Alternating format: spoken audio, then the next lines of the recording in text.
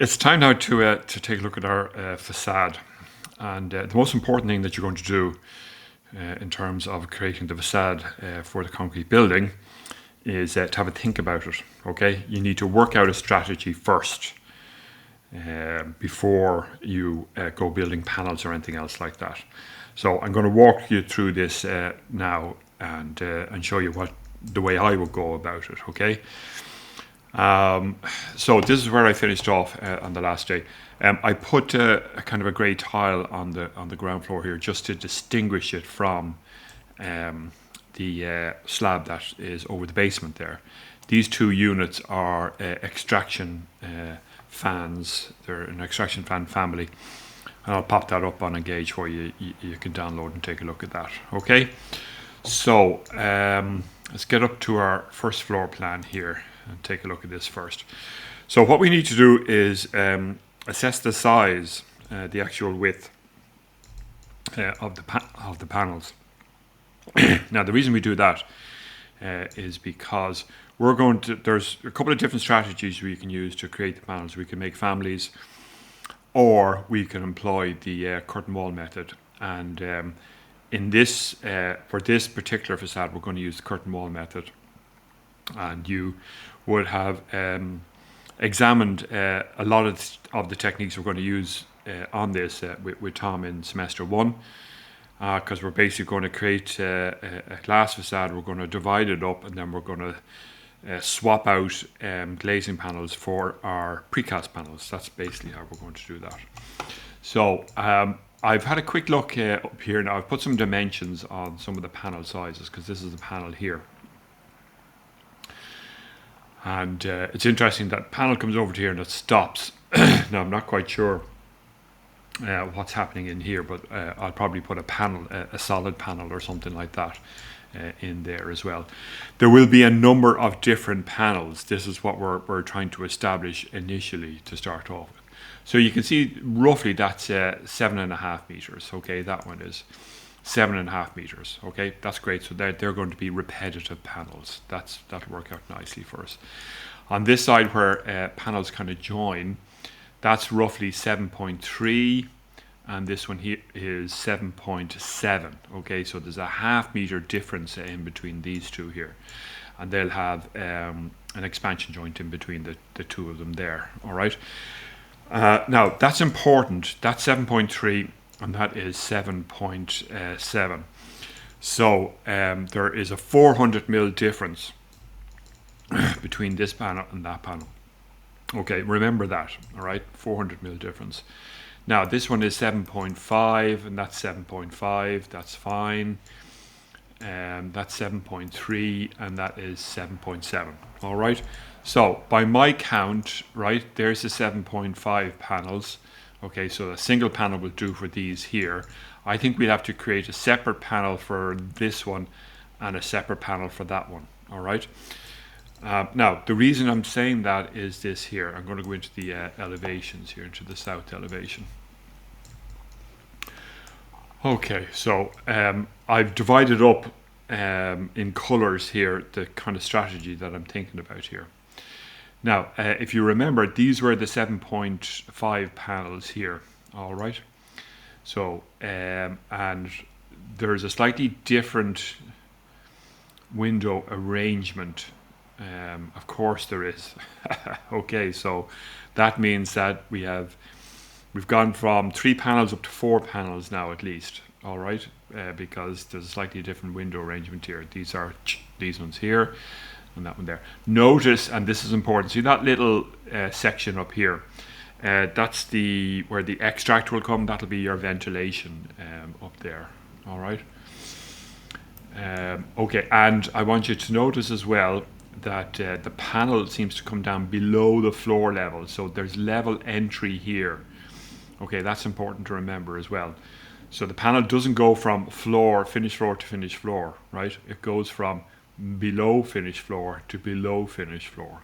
That's important to remember as well. And then this is just a pure curtain wall facade. That's no problem. We can deal with that. Up on top here we have our parapet panel, And I probably do this with an extrusion, right? With a sweep. Okay, sorry, a sweep in place. So we don't have to make a separate panel for that as such. Okay, you can do, but I'm going to do it that way with the sweep, I think. So that's a sweep, that's a curtain wall. They're panels which we will substitute out from the curtain wall. These areas here are curtain walls, okay, and then there are solid pieces here as well. These will be cast in or solid or brickwork or something along those lines. All right, so that's how that is divided up there on the east elevation. And that's the 7.7 and that's the 7.3 panel. Okay, so they'll be separate panels again here. And then we have curtain wall here and curtain wall here and curtain wall here and curtain wall here. Now, the reason that we need to get the sizes of these, okay, so we need a length by a height for each of the panels. So when we create, we're going to create two separate curtain walls here, right? Now, there's the first thing. So we're going to create a curtain wall for down here. Might even do 3 separate curtain walls. So pink curtain walls, the cyan curtain wall, okay? So that's curtain wall 1, curtain wall 2. And then what we'll do here is curtain wall 3, all right? Curtain wall 3. And again, it's important to distinguish the curtain walls in that manner. Right, so we've got at least 3 curtain walls and we've got upwards of 5 separate panels. Now, if we created a curtain wall here and we create a grid line across there and a grid line across here, if we focus in on one panel here. So we create a grid line across there and a grid line across here and a grid line here, and we'll have a grid line there.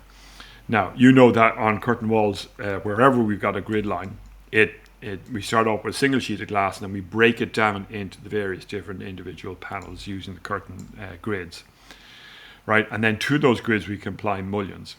Now, what we will do is not apply a mullion as such, but we are going to apply a circular mullion, which will act as a neoprene gasket for us, and I'll explain that a little bit more. Now, you should remember from your BIM 3 exercise that you did on curtain walls and substituting panels in and out, is that you will get a little bit of compensation here. So if this is, say, 7.3, all right, by 3.5, something like that. If it was 7.4, the curtain wall, the panel that we substitute in instead of the glass, will compensate a little bit. It'll spread out a little bit, right? Not a whole lot, unless we go in and start locking in dimensions and doing all sorts of things, or make it parametric. And to be honest with you, there's not enough time to make this completely parametric. All right. So what I want you to do is think about it this way: is that the panel you're going to make is going to match the dimensions to within, say, 50 mil on the height and 50 mil on the length. That's why if this is 7.3 and this is 7.7, 400 mil is too much of a difference. All right. Now, the simple way around that is that we could do a save as. We can create this one first, do a save as, right? And we can extend this panel so we don't have to start from scratch again, if you know what I mean. Okay, so something along those lines. So that's kind of a strategy that can be used there. So what I'm saying to you is that when you take out the glass and put in the curtain wall panel, put in the precast panel, it will compensate a little bit, right? But if you push that too far, what will happen is you'll get a distortion along the way.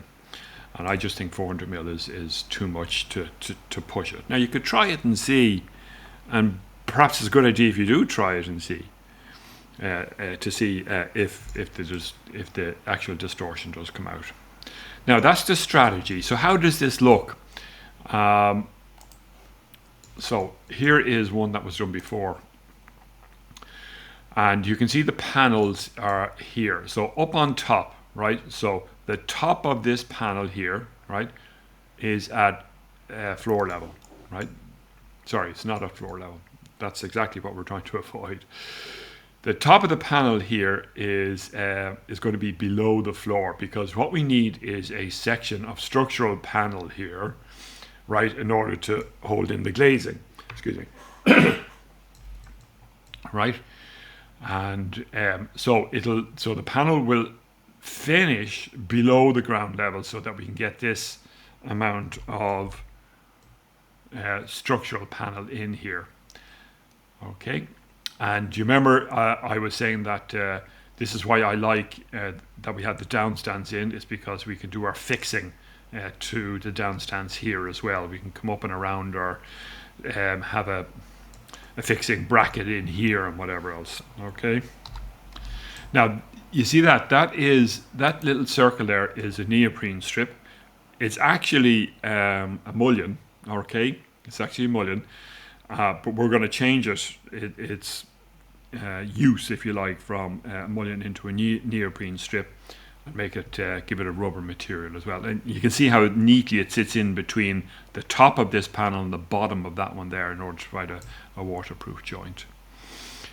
Okay, so the full panel goes from that distance below the finished floor level here, right, to that distance below the panel there. So that is going to be our height here of the panel. In 3D, that's how it kind of looks. All right. Let's just see if I can drag that down a little bit more. Okay, so there's the fixing against the down stand. There's the neoprene strip. There's panel one sitting on the second panel there. Okay, and then what is important here as well to remember. Okay, now if you look closely here, can you see that line there? That is, if you remember, there is the curtain wall, and then the curtain wall is made up of all its elements. And notice where I've got the curtain wall positioned here, right? It is positioned more or less in the center of the panel. Okay, now if you do that, then what we can do is we can control this dimension here. We can control from there to the curtain wall. All right, we can control that dimension. And I can select that curtain wall like so, and I can use my arrow keys, I can move it out, right, in order to fit in here, so that I've got a spot for the fixing to happen, and then we do a fireproofing in between that, those two floors there as well. But what you want to happen is you want your panel to land in the center of the curtain wall here. Okay, and I have 4 videos done on constructing the 4 panels, right? And while we're here now, let's take a look at those panels. So these are the panel designs that you've been given, A, B, C, and D. Now, the techniques to create the panels are very, very similar. All right, so that would be, say, 7.3 by 3.150, something like that. Now, very important to pick up here, and you mightn't have picked it up, but here it is. That's the finished floor level there. All right, so that's the finished floor level. Okay, so that's why I'm saying is that we need a piece of structure under that comes below the finished floor level in order to provide structure for this panel here. And the same with each of them. So they will start, you'll have a level entry access, if you know what I mean. It won't be access, it'll be where the glazing comes right down to the finished floor and then goes up a certain distance here. Okay. So that's the strategy behind it, and it's the same for each of the panels here. Okay, same for each of the panels, based on okay, curtain wall glazed 3, curtain wall glazing 1, curtain wall glazing 1, curtain wall glazing 2. All right, and if I come across to the section that I built here, that's roughly how that's going to look. So we'll have our concrete panels in here, curtain wall glazing there, our sweep, profile sweep for the parapet panel going around there as well. All right, and back into the first floor plan. So you can see, based off the grid here, right, there's roughly the position of the panel. And as I said, our if I take a annotation line here, right, our curtain wall will be somewhere in down there. All right, okay, that line there will be roughly be where the curtain wall is. And again, that'll be the thickness of the panel as such. And then in here would be kind of our fixing area that needs to be done, and then the column sitting at that point there. All right, so that would be panels 1A, 1A, 1A, 1A, 1B, 1B, 1C, 1C. Okay, so there's probably 3 panels. I think we probably need a panel in here. Okay, so that will be 1D. Right, notice that we don't need any panels in here, which is great because we just got glazing coming in here. And that was a really good idea of mine, to place the columns at either point there as well. All right, so we get fixing for our panels, and we get a nice close-off point for the curtain wall glazing and the panel there as well. We just, you know, when we've got the panels in position, we'll do balcony railings and things like that at that point there. Curtain wall glazing in here. Okay, so perhaps you will have 4 panel types, right? 4 panel types of panels A, 4x, panels B, 4x, panel C, 4x, and panel D, 4x. All right. And A, B, and C will be all kind of follow this pattern here. That will be 7.7 or 7.3. I think that the height is the same. And then the panel D will be a kind of a solid panel that will go onto the back of the lift shaft area over here. Okay, there's no point putting curtain wall glazing or anything in there. You'd have to put spandrel panels the whole way up, and it mightn't look great either. So that's the strategy.